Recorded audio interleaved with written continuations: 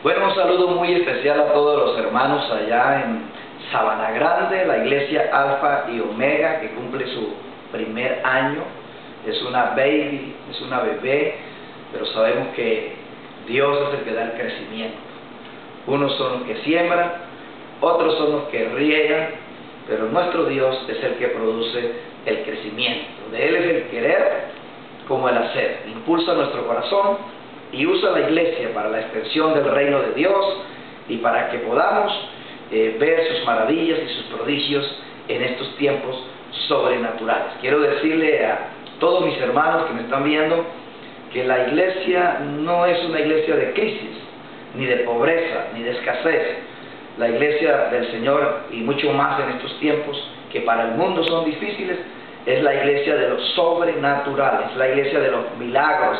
Así que les invito a que con esa fe que crece, que se desarrolla, veamos cada vez que nos reunamos cumplido el sueño de Dios. Y es que el Señor antes de irse dijo: cosas mayores que las que yo hice, vosotros también haréis. Así que adelante, Alfa y Omega, Sabana Grande. Esto apenas comienza y sabemos que grandes tareas, grandes retos, grandes metas nos esperan para estos tiempos finales. Quiero darles una palabra después de un abrazo muy especial para todos, y también para el pastor Miguel Castilla, que se ha esforzado juntamente con su grupo de líderes en que la obra de Sabana Grande sea una realidad y que podamos ser de impacto para toda esa hermosa región de la carretera oriental. Pero quiero darles una palabra. Yo pienso que la iglesia hoy tiene que conocer perfectamente cuál fue el pensamiento de Jesús, cuál fue la actitud, cuál fue el método de Jesús cuando anduvo en esta tierra. Él tuvo un método para enseñar, Él tuvo un método para enviar a los discípulos, pero también tuvo un método para capacitarlos, y también tuvo un método para mostrarles un estilo de vida. Déjeme decirle que cuando yo vengo a esta tierra, no vengo a cumplir el estilo de vida que el mundo quiere imponerme. Yo vengo a cumplir el estilo de vida que es un estilo de reino, un estilo conforme a la mente y el corazón de Jesús, y que ese precisamente fue el que Él vino a enseñarnos, a mostrarnos, a dejarnos el ejemplo claro, preciso, establecido en la palabra de Dios. Y vamos a ir al Evangelio según San Juan, capítulo 13, versículos 1, 3, 4 y 5. Oiga bien, Evangelio según San Juan, capítulo 13, versículos 1, 3, 4 y 5. Y dice la palabra del Señor de la siguiente manera: antes de la fiesta de las Pascuas, sabiendo Jesús que su hora había llegado para que pasase de este mundo al Padre, como había amado a los suyos que estaban en el mundo, dice, los amó hasta el fin. Luego el versículo 3, que es un versículo clave para este mensaje, dice: sabiendo Jesús que el Padre le había dado todas las cosas en las manos, y que había salido de Dios y a Dios iba. Yo quiero que preste atención a este versículo. Aquí hay tres principios importantísimos. Número uno, dice que Jesús sabía que el Padre le había dado todas las cosas. Número dos, que había salido de Dios. Y número tres, que iba a Dios. Dice también el versículo 4, dice: y se levantó de la cena y se quitó el manto, y tomando una toalla se la ciñó.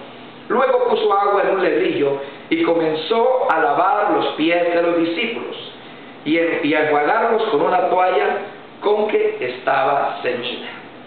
Óigame bien, iglesia, y este es un mensaje que va a traer un pensamiento diferente de cómo tiene que vivir en esta tierra, mostrando la vida de Jesús, pero sobre todo el estilo de vida que Jesús llevó en esta tierra. ¿Cuál era su pensamiento? ¿Cuál era su ejemplo? Y en estos versículos, ya a punto de ir a la cruz, Él muestra realmente y le enseña a los discípulos, y nos enseña en el día de hoy, qué era lo que nosotros debíamos vivir en esta tierra como hijos de Dios, como cristianos que somos.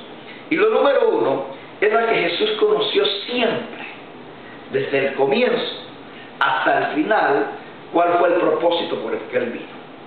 Una de las razones por las que hay tanta gente frustrada, y entre otras, tantos cristianos frustrados en las iglesias, es porque no conocen su propósito. Siempre estamos pensando en el dolor, en la angustia, en la escasez, en la pobreza. ¿Por qué nací aquí? ¿Por qué nací allí? ¿Por qué tuve estos padres? ¿Por qué a mí me tocó esta vida? ¿Por qué me tocó la otra? ¿Por qué yo no he podido alcanzar esto? ¿Por qué yo no he podido alcanzar lo otro? Entonces hay frustración, hay dolor, hay angustia, hay desespero, hay desánimo. Pero sabe, Cristo siempre llevó una vida de victoria en la tierra. Nunca estuvo desanimado. Nunca quitó la mirada de su visión, nunca quitó la mirada de su misión y nunca quitó la mirada de su propósito. Y el propósito número uno por el que Jesús vino fue a mostrar el amor del Padre hacia una humanidad que estaba destituida de la gloria de Dios. Y por eso Jesús manifiesta que Él había amado a los que estaban en el mundo y dice, y los amó hasta el fin. Esto tiene una conexión divina con el versículo que dice en Juan 3:16, de tal manera amó Dios al mundo que ha dado a su Hijo unigénito para que todo aquel que en Él cree no se pierda, mas tenga la vida eterna. Eso significa que el amor del Padre se vino a reflejar en la vida, en el estilo de vida, en el propósito por el cual Jesús vino a esta tierra. Y dice que nos amó y obedeció tanto que llegó hasta la obediencia de cruz, de muerte de cruz, de tal manera que nunca menguó en su propósito. Siempre estuvo firme. Lo persiguieron, lo difamaron, lo calumniaron, lo llevaron a la cruz, lo crucificaron, le colocaron corona de espinas, lo escupieron, se burlaron de él, pero él siempre estuvo con su mirada puesta en el propósito, que era salvar a la humanidad. Y por eso hoy esa tumba que lo albergó por 3 días ya no está llena, está vacía, porque dice la Biblia, y al tercer día se levantó y con pruebas indubitables se presentó a más de 500 personas sobre la tierra. Entonces, el primer punto en esta mañana, en este día, es decirles que usted tiene que conocer perfectamente el propósito por el cual Dios lo tiene en Alfa y Omega, el propósito por el cual tú vives en Sabana Grande, el propósito por el cual todavía está en Colombia, porque a donde Dios nos lleva, a donde Dios nos coloca, siempre nos llevará y nos colocará con un propósito para esta tierra. Lo segundo que Él muestra, y que me parece interesantísimo, está en el versículo 3, en su comienzo del versículo 3, dice, sabiendo Jesús, oiga bien, que el Padre le había dado todas las cosas en sus manos. ¿Qué significa esto de que el Padre le había dado todas las cosas en sus manos? Esto significa que la herencia de Dios en esta tierra nos pertenece a nosotros sus hijos. Cristo era hijo de Dios. Cristo vino a representar a los hijos de Dios en esta tierra, pero una representación de victoria, de gloria, de prosperidad y de bendición. Y dice que no dice que le entregó algunas cosas, sino que dice que le entregó todas las cosas. Y esto es bien importante que lo entendamos en este día. Significa que en Cristo estamos completos, que con Él podemos ir de victoria en victoria y de bendición en bendición, y que nada se quedó por fuera de las manos de Dios para entregarse a sus hijos. Así que si el diablo le ha dicho que toda la vida va a ser pobre, toda la vida va a ser un arrastrado, un arruinado, que toda la vida va a vivir en esa misma casa, que toda la vida va a tener esos mismos muebles, que toda la vida va a vivir en esa misma escasez, dígale al diablo que eres un mentiroso, porque a través de Jesús también el Padre ha entregado todas las cosas de sus manos. Esto significa una prosperidad espiritual, una prosperidad familiar, una prosperidad económica, una prosperidad ministerial, y podemos decir con toda seguridad que de esta manera todo lo que hagamos y todo lo que emprendamos nos saldrá bien. Entonces, número 1, propósito. Número 2, hay una herencia que nos pertenece, que tenemos que reclamar todos los días de nuestra vida, porque el Padre colocó todo en las manos de Jesús, y lo que colocó en las manos de Jesús también lo ha colocado en las manos de la iglesia. Pero el tercer punto muy importante en este día es que dice que Él, ahí en el versículo 3 dice, y que había salido de Dios. ¿Qué importante es esto? Había salido de Dios. Él conocía su origen, y el origen nos da la identidad. Cristo siempre tuvo una identidad en esta tierra. Nunca agachó la cabeza. Se declaró hijo de Dios, que había venido a establecer el reino de Dios, que Él era maestro, que que Él era Señor, que Él había nacido para ser Rey. Oiga bien, Él sabía claramente que Él era el Hijo de Dios y sabía también claramente cuál era su origen. Yo quiero que usted entienda que su origen fue las manos de Dios. Que a ti no te hizo el diablo, que a ti no te hizo las circunstancias, que a ti no te hizo el mundo, a ti te hizo el Dios de los cielos y te dio un Edén, que significa un estilo de vida, que aunque el pecado nos sacó de ese Edén, por medio del primer Adán, nos sacó de ese Edén, el segundo Adán, que es Jesucristo, vino a rescatar esa identidad.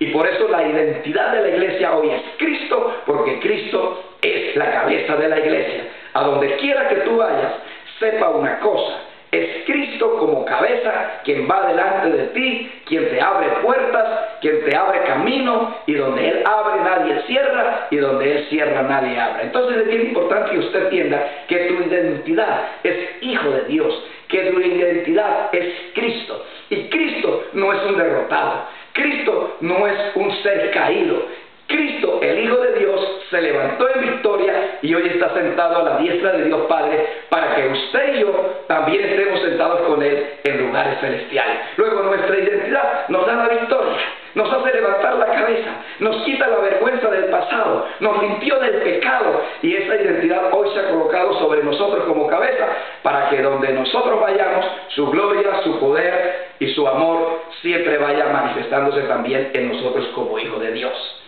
Bien importante, el número 4 dice que había salido del Padre, eso es identidad, pero dice y que iba al Padre, eso es destino.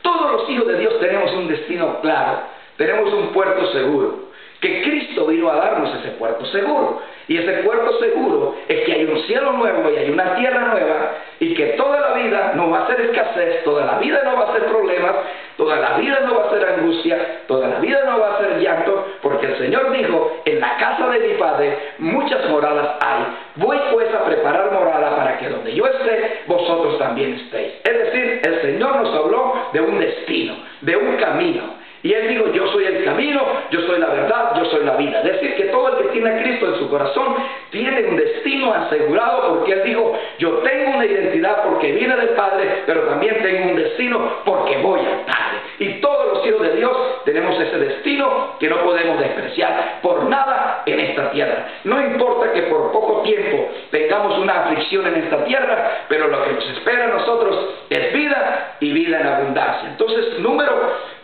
4, es bien importante entender que tenemos un destino.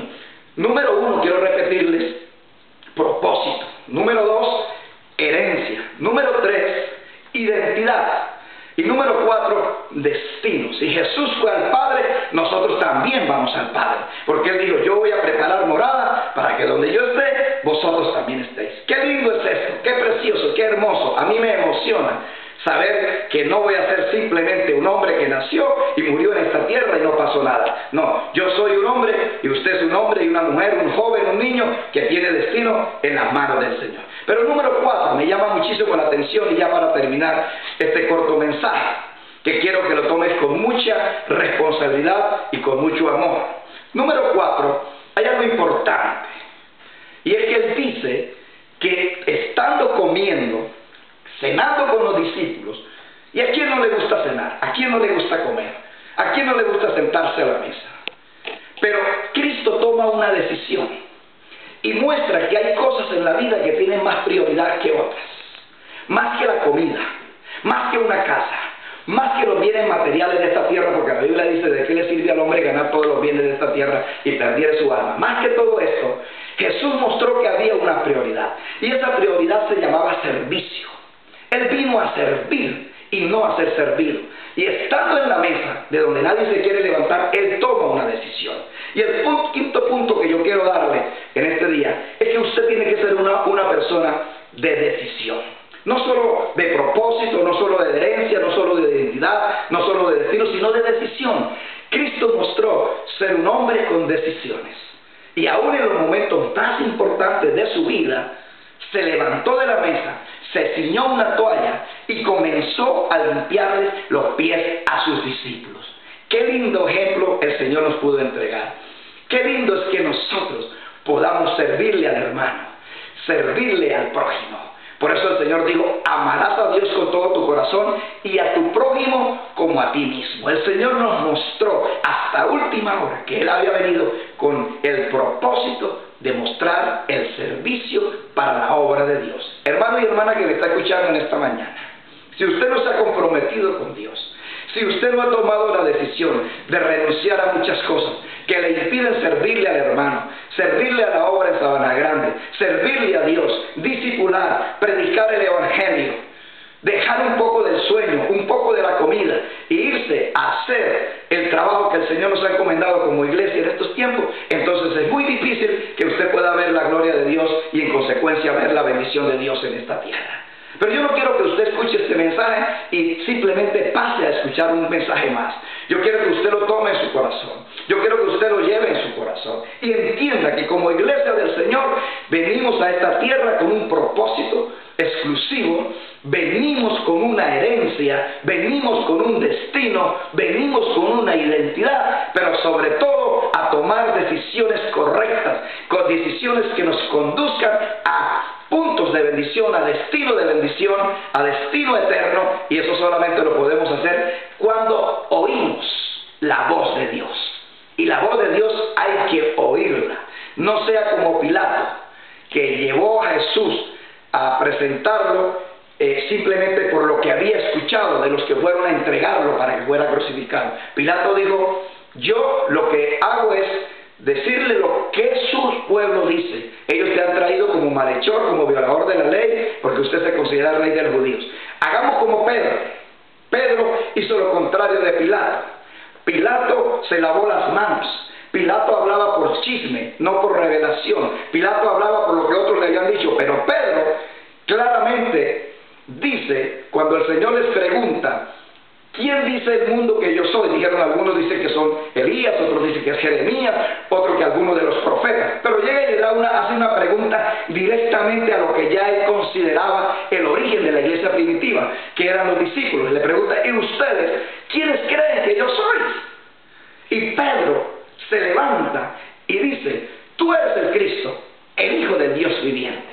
E inmediatamente el Señor expresa una de las cosas más lindas que puedo yo ver escritas en la Biblia, que sale de la boca del Señor y le dice, bienaventurado eres Pedro, porque no te lo reveló carne ni sangre, sino mi Padre que está en los cielos. No camine por lo que otros dicen, no camine simplemente porque escucha al pastor o porque lee un libro. Tenga una revelación personal, tenga un encuentro personal con Dios, tenga un crecimiento de tal manera que no es la voz del pastor en sí la que usted escuche, sino que en cada mensaje, en cada servicio y cada vez que vaya a la presencia de Dios, escuche la voz del Señor que te dice, bienaventurado eres.